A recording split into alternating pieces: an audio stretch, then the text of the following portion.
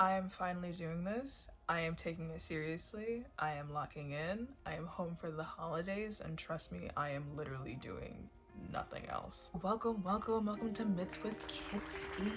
Yes, for holidays. Right. So today, you saw the title already, you already see what's going on. Today we are talking about Agamemnon and his children. And before I begin, let me just say this. Some of the names in this story are crazy, but one of the names in the story is my mom's name, so like that's kind of cool. So first of all, who was Agamemnon? So Agamemnon was the commander of the fleet for the Greek army. He was also the brother of Menelaus, who is the husband of Helen of Troy. So yes, today we are also going to be talking a little bit about the Trojan War, but we're only going to be talking about it just like a little bit, and when I say a little bit, I mean a little bit. He was also the king of Mycenae, so he was a king in his own right, his brother was a king in his own right, and his brother's wife got taken by a Trojan twink. So they had to go deal with that. Menelaus had written to Agamemnon talking about what's going on, talking about where his wife is and what happens and who took him, her, just a bunch of mess. Agamemnon is like, do you need help, bro? Like, we can get strapped up and we can come in hell. We can pull up. And so Menelaus is like, absolutely, like, please come help us turn the tide because I want my wife back. So Agamemnon gets all of his troops together, all of his ships together, and they're at Port Aulis. The issue was there was no wind. And, you know, one person might be like, okay, yeah, maybe there's not wind all the time, but like, you know, oh my god, we're trying to go to war. So Agamemnon is just like, okay, what am I supposed to do now? And there's no wind. My brother's wife literally got taken from him in front of his back, and I need to go help him. Like, what am I gonna go do? So he decides to pray to Artemis. Stupid choice. Artemis, as we all know, goddess of the hunt, protector of young ladies, one of the maiden goddesses. Amazing, right? We love her. But prior to this, Agamemnon had decided during a feast when he was very, very drunk, I'm going to automatically assume, and I'm probably right, he decided to take it upon himself to downplay Artemis as a goddess. It's like these people don't want to live, like. So he'd already shafted her that one time, and to add salt to the wound, he killed one of her sacred deer. On accident, it said, but like, I don't think it was no accident. So already she's like, I'm not fucking with this man. Like, I don't like him. So he decides to pray for her to send better winds, because at the same time, he's asking her to send better winds, but because she don't like him, and during the Trojan War, a good portion of the gods were betting on this stuff and watching all this go down, she was like, you know what? I'm working on being a better woman. Not losing my temper, maintaining my composure. So I'm gonna send you bad wind. Can you imagine? So, like I said, he prays to her and asked her for good wind. And she responds, and she's like, you want good winds? Yeah, I bet you do. And she tells him that she will send him good wind to go and help his brother fight for his wife.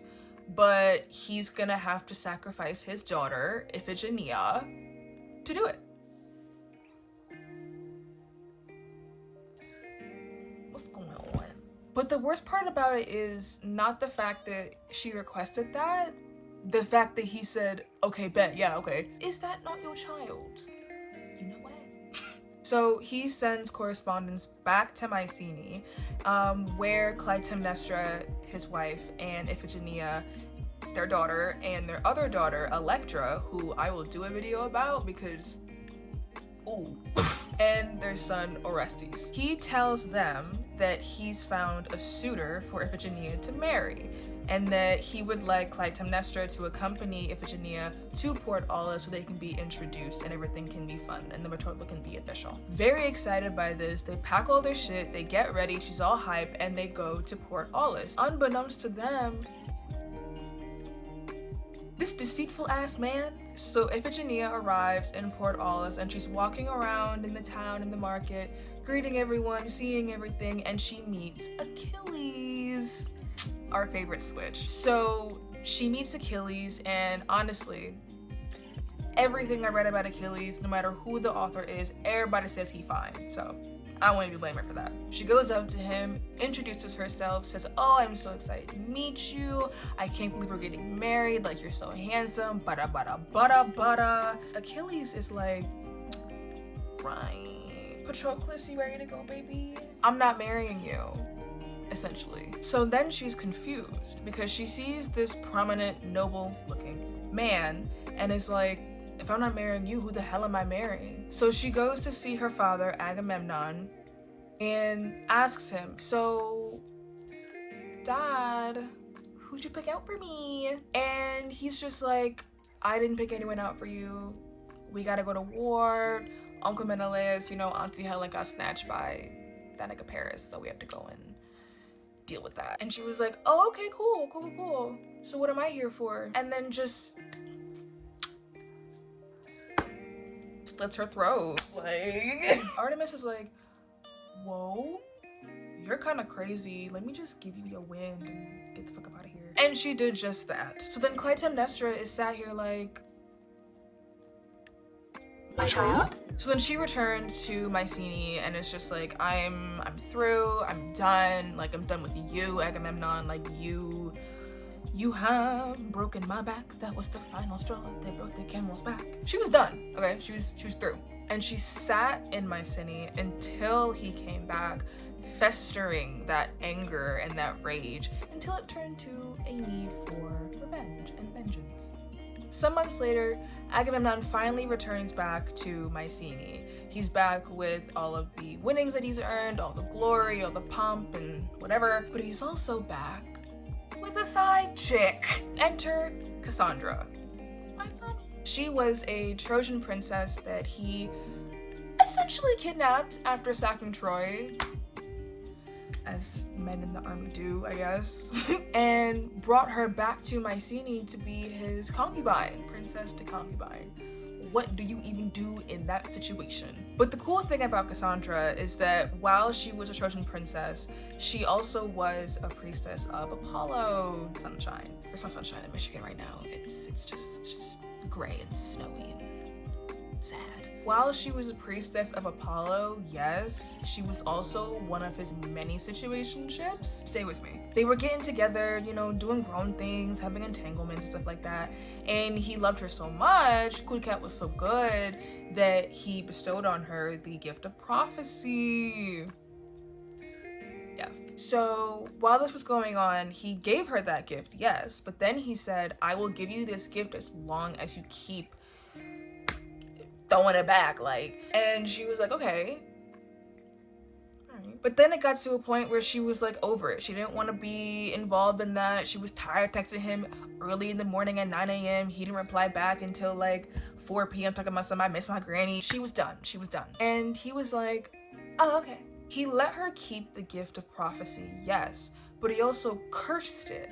So that whenever she would see the future, yes, it would be truthful, yes, it would be extremely accurate, no one would believe her if she said something.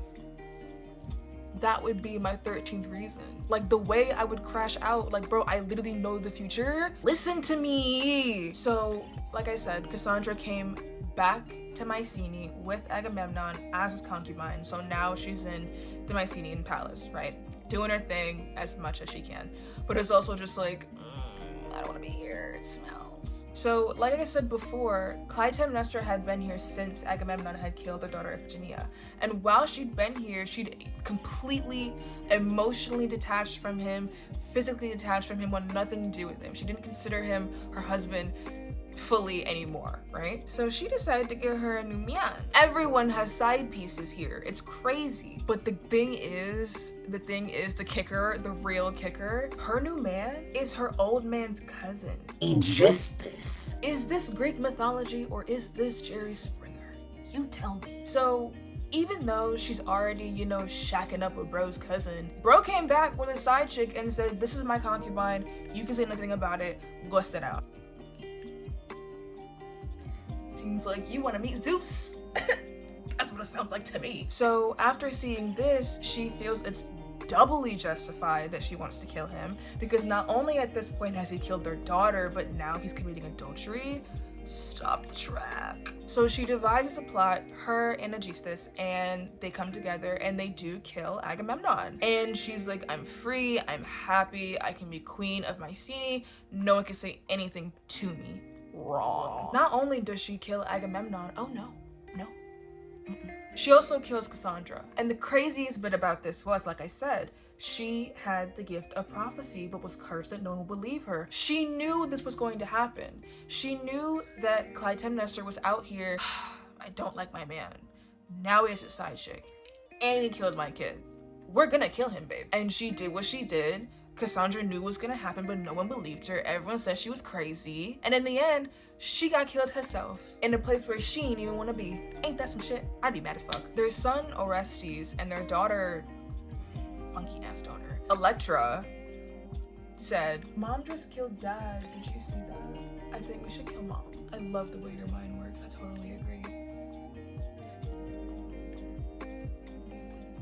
This is not the Billionaire Boys Club. Like, what the fuck? They decided that she was wrong in her decision to kill their father, even though that he did kill their little sister and cheat on their mother, and then bring said chick he cheated on her with back to the crib. They thought he was fine, but she was in the wrong. If my kids ever, oh my god. Orestes does eventually kill Clytemnestra, and he feels very justified in his actions. However, because he killed his mother and committed matricide, the Furies came after him. It's like a law of nature or some shit like that. They came after him and they were just like, you need to be punished for your sins. You need to be put on trial for this extent of the law justice system right now. Little did they know. Orestes' trial is held in Athens and is, you know, held like a usual trial is, but the only thing is, everyone in the room agrees that what he did was correct.